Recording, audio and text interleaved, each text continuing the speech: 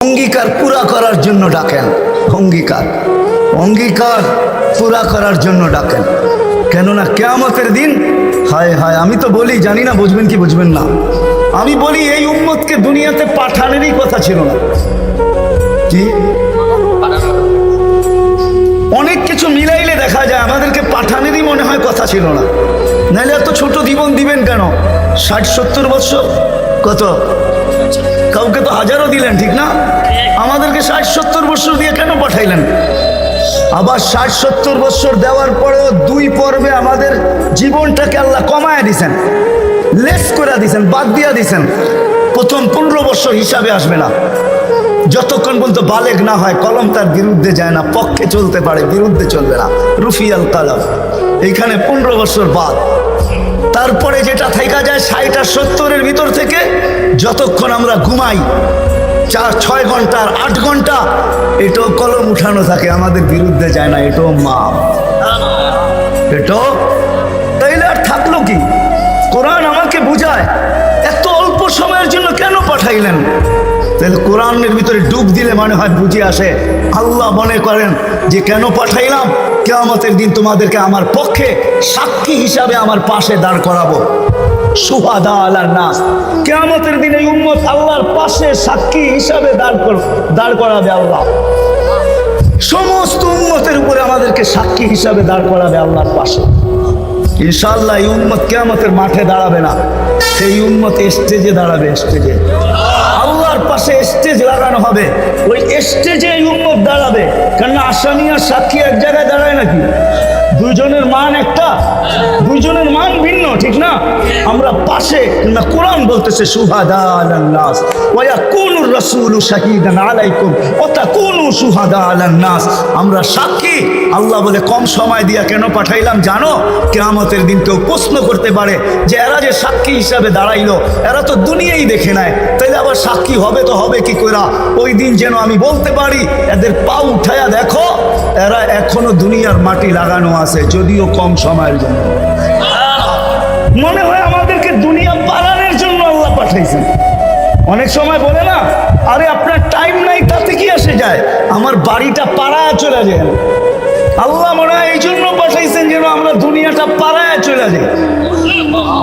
অল্প সময় দিয়ে আল্লাহ পাঠাইছেন, বেশি সময় আমাদেরকে দেন নাই, শুধু নবীজির কারণে। এই জন্যই তো আমি বলি, জানি না ওলামা একমত হবে কি হবে না। এই উম্মত দুনিয়ায় আসারই ছিল না। এই উম্মতকে আল্লাহ বাছাই কইরা, প্রথম তো এই উম্মতকে 3 বার আল্লাহ কুদরতি হাত লাগাইছেন এই উম্মতের উপরে। জন্মলগ্নে একবার খালাকতু বিয়াদিহি, দ্বিতীয়বার কুদরতি হাত লাগাইছেন হু আজতাবাকুম, বাছাই লগ্নে দ্বিতীয়বার আমাদেরকে আল্লাহ বাছাই করছেন। বাছাই সমগ্র মানব জাতির ভিতর থেকে আমাকে উঠাইতে উঠাইতে কত কুঠি উঠানের পরে মনে হয় আমি আল্লাহর কুদরতি হাতে আসছি, আর আল্লাহ বলছে যা, ওকে উম্মতে মুহাম্মদী বানাইছে। বাছাই পড়বে, তৃতীয় আল্লাহর কুদরতি হাত লাগছে আমাদের উপরে। আল্লাহ আমাদের উপরে চিহ্ন লাগায় দিয়েছেন। চিহ্ন বোঝেন, যেন কিয়ামতের দিন হারায় না যায়। আল্লাহ সাহাবা জিজ্ঞাসা করছে, ইয়া রাসূলুল্লাহ, সমগ্র মানব গোষ্ঠী উঠবে, আপনি আমাদেরকে খুঁজে পাবেন কি কইরা? আল্লাহ রাসূল হাসতেছিল আর বলতেছিল, চিহ্ন লাগানো আছে, চিহ্ন। সেই চিহ্ন আবার কি?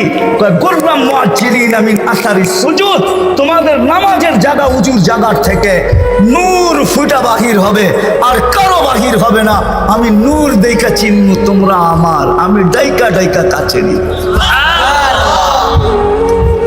চিহ্ন লাগায় দিয়েছেন কুদরতি হাত দিয়ে, স্টিকার লাগায় দিয়েছেন কুদরতি হাত দিয়ে। স্টিকার চিনেন? কোম্পানির লেবেল আছে, এই যে লেবেল লাগায় দিয়েছে কোম্পানি। আল্লাহ আমাদের উপরে লেবেল লাগায় দিয়েছেন কুদরতি হাত দিয়া। কুনতুম খায়রা উম্মাহ, এটা লেবেল, এটা স্টিকার, লেবেল লাগায় দিয়েছেন, তোমরা খায়রে উম্মাহ। আফসোস কোত্থেকে আমি হারায় কত দূর চলে গেছি। প্রথম স্বাধীনতা দিয়েছেন আল্লাহ শিক্ষাগত, দ্বিতীয় স্বাধীনতা দিয়েছেন আল্লাহ পেশাগত, তৃতীয় স্বাধীনতা আল্লাহ দিয়েছেন মত আদর্শগত। স্বাধীনতা যদি না দিতেন সব আল্লাহর, আর আপনি টকশোতে বসে বলবেন আল্লাহর বিরুদ্ধে, আর আপনি চিৎকার দিয়ে বলবেন গড ইজ নাথিং। না, অস্তিত্ব কে দিছে?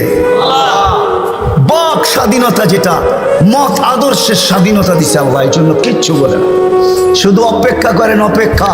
কোরআনও বলে ফান্তাযিরু ইন্নী মাআকুম মিনাল মুনতাযিরিন, আমি অপেক্ষা করতেছি, তোমরা অপেক্ষায় থাকো।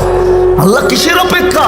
ইদা জা আজালু, সীমারেখা আসতে দেরি, আখাযনাহু বাগতাতান, তোমাকে আমি ছো মাইরা উঠাইতে দেরি করবো না। লা তুসআলুন্না আনিন নাঈম, তারপরে তোমাকে একটা একটা জিজ্ঞাসা করবো, তারপরে দেখি তুমি যাও কোথায়, কোথায় যাবে তুমি। সত্য এটাই, মত আদর্শের স্বাধীনতা, যেটাকে বলে কি বলে, মত আদর্শের স্বাধীনতা আল্লাহ দিয়েছেন, আদর্শগত স্বাধীনতা। নাইলে নাস্তিক হওয়ার কোনো প্রশ্ন ছিল না। অস্তিত্ব দিবে আল্লাহ, আপনি বলবেন আল্লাহর বিরুদ্ধে, এটা পসিবল ছিল না, ইম্পসিবল। আল্লাহ দেখায় দিয়েছেন 2020-এ, দেখায় নাই? কি দেখাইছে? সারা দুনিয়া, যেই দুনিয়া নিজেকে এত শিক্ষিত মনে করে, এত আপডেট মনে করে, এত এডুকেটেড মনে করে, এত উন্নত মনে করে, এত আধুনিক মনে করে, ওই পুরা দুনিয়াকে আল্লাহ লকডাউন লাগাই দিছে। আপনি বলেন আপনাকে মাস্ক পড়ায় নাই, আল্লাহ দুনিয়ারে মাস্ক পড়ায় দিছে, দুনিয়াকে। আপনাকে আমাকে পড়ায় নাই, দুনিয়াকে মাস্ক পড়ায় দিছে। আল্লাহ বলে আমি আল্লাহ, ইচ্ছা করলে যা খুশি তা করতে পারি। কি এখনো বহুত মানুষ মাস্ক পড়া করে, ঠিক না? হ্যাঁ, পড়ে না? কি কি ভয়ে পড়ে? করোনা এখনো আছে, ঠিক না? আপনারা বলবেন আমরা তো কুমিল্লার মানুষ, 2020-ও পড়ি না, ঠিক না? না পড়তে পারেন, কেননা টেলিভিশনে এত বড় বড় দেখছেন আর ভাবছেন নাকের ছিদ্র তো এত বড় না, এটা যাবে তো যাবে কোন দিক দিয়া, ঠিক না? এখন যদি প্রশ্ন উঠায় মুখ দিয়া যাবে, সারাদিনই তো পান খাই, বিড়ি খাই, সিগারেট খাই, এটা সেটা খাইতে থাকি, মুখ দিয়া যাবে তো যাবে কোন দিক দিয়া, ঠিক না? হ্যাঁ, এই জন্য নাও পড়তে পারেন। আল্লাহ মত আদর্শের স্বাধীনতা দিয়েছেন, চতুর্থ স্বাধীনতা দিয়েছেন সোসাইটিগত। সমর্থ থাকলে দুনিয়ার যে কোথাও বাস করতে পারে। আমি চিনি কুমিল্লার অনেক মানুষ যারা আমেরিকাতে বাস করে, আমি চিনি অনেককে কুমিল্লার যারা অস্ট্রেলিয়া বাস করে, যারা ক্যানাডায় বাস করে, আমি চিনি ইউরোপে বাস করে, চিনি, আমি অনেককে চিনি, আমাকেও চিনি। সমর্থ আছে, দুনিয়ার যে কোথাও বাস করতে পারে। আর পঞ্চম স্বাধীনতা, এই ছোট জীবনটা, যেমন স্কুলে খেলার সময় একটা পর্ব হয়, যেমন খুশি তেমন সাজো। আল্লাহ বলে এই ছোট জীবনটায় তুমি যেমন খুশি তেমন সাজতে পারো, তোমাকে কিচ্ছু বলবো না। স্বাধীনতা দিলাম, নাইলে কোনোদিন সম্ভব ছিল না। তো কথা ওইখান থেকে বাহির হয়ে গেছে। যতক্ষণ পর্যন্ত আল্লাহ রসুলের কাছে আকর্ষণের পাত্র না হব, আর আকর্ষণের পাত্র হব আমলের দ্বারা। কিসের দ্বারা? আর আমল জীবনে আসবে দ্বীনি কথা যত বেশি একাগ্র চিত্তে শুনবো, মনোযোগ সহকারে শুনবো, আর দিলে কাঁদবে, তখনই আমল আসবে। আর আমলের দ্বারা আমি আকর্ষণের পাত্র হব। তখন বংশ কি আল্লাহ দেখবেন না। কুমিল্লার মানুষ, কথা শেষ দিকে চলে আসছি, আমি 6 বার আমি বেলালের বাড়ি দেখছি, 6 বার রাদিয়াল্লাহু তাআলা আনহু। আমি 6 বার ইথিওপিয়া গেছি, 6 বার। এই চোখ থেকে পানি 6 বার ঝরছে, শুধু বাড়ি দেখা, ব্যক্তি তো দেখি নাই, কোত্থেকে দেখবো? সে তো অনেক আগে চলে গেছে, তার দেশের মানুষগুলা দেখছি। কিন্তু একটা অনুমান হয়েছে, একটা এটাকে কি বলে, এতটুকু বুঝতে পারছি যে 1400 বছর আগের বেলাল কেমন ছিল। আজকের মানুষগুলোই যখন পছন্দ হয় না, তো 1400 বছর আগেরটা কেমন হবে?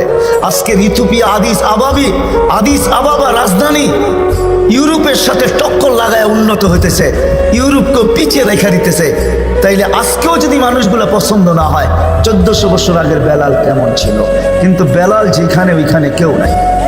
কেমন আকর্ষণের পাত্র, জমিনে চললে জান্নাতে পদধ্বনি হতো, জান্নাতে। আল্লাহর রাসূল কানে শুইনা ইসা বলছে, বাবা লুকাইয়া বেলাল, এত বড় আকর্ষণের পাত্র কি করে হইলে? জান্নাতে তোমার পদধ্বনি, তাও আমার আগে আগে। পিছিয়ে হইতো তাইলে মাইনা নিতাম, আমার আগে আগে। দেখতে তো ছিলাম না, তোমাকে পদধ্বনি শুনতে ছিলাম। জিবরিল আলাইহিস সালামকে জিজ্ঞাসা করলাম আমার আগে কে? তো হাসি দিয়া বলল, আবদুকা বেলাল, আপনার গোলাম বেলাল। আয়েশা বলতেছে, হারিস বিন নোমান, তুমি এত আকর্ষণের পাত্র কি করে হইলা? বলছে কি ইয়া রাসূলুল্লাহ, জান্নাতে ঘুরতেছিলাম, তুমি তাহাজ্জুদে কোরআন পড়তেছিলা, আমার রাত্রেই সফর ছিল, আমি রাত্রেই পৌঁছে গেছি ওইখানে, আর রাত্রই ছিল, সময়কে আল্লাহ থামায়া দিয়েছিলেন, রাত্র ছিল, জান্নাত ভ্রমণ করতেছিলাম, লাউড স্পিকারে তোমার কোরআন শুনতেছিলাম। জিজ্ঞাসা করলাম হারেস এইখানে আসলো কি কইরা? তো জিবরিল আলাইহিস সালাম হাইসা বললেন ডেলি রাত্রে পড়ে আর আমরা শুনি। জিজ্ঞাসা করলাম এই মর্তবা পাইলো কি করে হারেস? সে কয় মার পায়ের ধুলার বদৌলতে, মার খেদমত করে। আজকালকার সমাজের যুবকরা তো সন্তান মা বাবার খেদমতই করতে চায় না। বললে আবার কুমিল্লার মানুষ রাগ হয়ে যায় কিনা জানি না। হ্যাঁ, কুমিল্লা আসছি এই জন্য মনে ওঠে, হায় ওই দিনের কথা মনে ওঠে যেদিন পুলিশ লাইনের সামনে সন্তান বাপকে গুলি করে মারছে।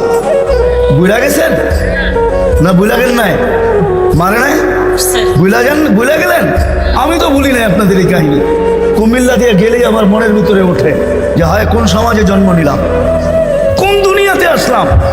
আপনাদের এই কুমিল্লা ঘটছে, নেটে সার্চ দেন, দেখেন লেখা আছে, পত্রিকায় উঠছে, মিডিয়ায় আসছে। বাকিগুলা বাদিয়ে দিলাম, ঐশীর কথা বাদিয়ে দিলাম, ঠিক না? ঐশীর কথা বাদিয়ে দিলাম। সন্তান কোথায় আসলাম আমরা? সন্তান মা বাবাকে গুলি করে হত্যা করে, হায় হায় হায়, অথচ মার খেদমত করে হারিস বিন নোমান। আরেকটা মনে উঠলো, এই জন্য বলতেছি, মুসা আলাইহিস সালাম আল্লাহকে জিজ্ঞাসা করছে, আল্লাহ আমার জান্নাতের বন্ধু কে? কয় কসাই। আপনি আমার সাথে এমনই করেন, যেটা জিজ্ঞাসা করি সাথে সাথে জবাব দিয়া দেন। আমি আর কসাই মিল হইল কোথায়? আল্লাহ বলে সিদ্ধান্ত এটাই, ওয়াকাউলুন আল ফাসাল, আমাদের সিদ্ধান্তই সিদ্ধান্ত। আচ্ছা ঠিকানা দেন, যায় দেখি কি আমল করে। তো যায় দেখে হ্যাঁ কসাই। সারাদিন গোস্ত বিক্রি করে যখন বাড়ি যাওয়ার পালা আসছে, তো গোস্তের একটা টুকরাকে নিয়ে কিমা বানায়া পোটলার ভিতরে নিয়ে দোকান বন্ধ করতেছে। মুসা আলাইহিস সালাম বলতেছে তোমার বাড়ি মেহমান হওয়া যাবে? অবশ্যই যাবে, কিন্তু শর্ত আছে, আমি ডাইরেক্ট বাড়ি যাব না, আমার সাথে চলো। তো বলছে ঠিক আছে চললাম। যায় ঢুকছে এক ঝুপড়ির ভিতরে, খুব পরিপাটি সুন্দর, কিচেনে যায় ঢুকা রুটি বানাইছে, তরকারি পাক করছে, রুটিকে চুবাইছে তরকারির ভিতরে, তারপরে এক খুনখুনে বৃদ্ধাকে বুকে টেক লাগায় বসাইছে, পিঠ লাগায় বসাইছে, পিঠ বুকের সাথে লাগায় বসায় নেওয়ালা বানায় বানায় খাওয়াইতেছিল। মুসা আলাইহিস সালাম দেখতেছেন, কেননা ওনার অভিজ্ঞতা ছিল খিজির আলাইহিস সালামের সাথে বেশি প্রশ্ন করা, 3 প্রশ্নেই ওয়াকআউট। আল্লাহ রসুল বলছে লাউ সাবারা মুসা লা আলিমনা কাসীরাম মিনাল খাইর। মুসা আলাইহিস সালাম যদি আরেকটু ধৈর্য ধরতেন তাহলে আমরা আরো তথ্য জানতে পারতাম। তো উনি বুঝে গেছেন চুপ থাকাই ভালো, কিচ্ছু জিজ্ঞাসা করেন নাই। যখন খাওয়া দাওয়া শেষ, পরিপাটি শেষ, শোয়া দিয়া এখন বলতেছে পাশেই আমার বাড়ি, চলো আমার বাড়িতে মেহমান থাকবে। এখন আর চুপ থাকতে পারেন নাই। তো বলতেছে শোনো এই বৃদ্ধা কে? আমার মা। সকালে যখন যাই তো পরিপাটি করে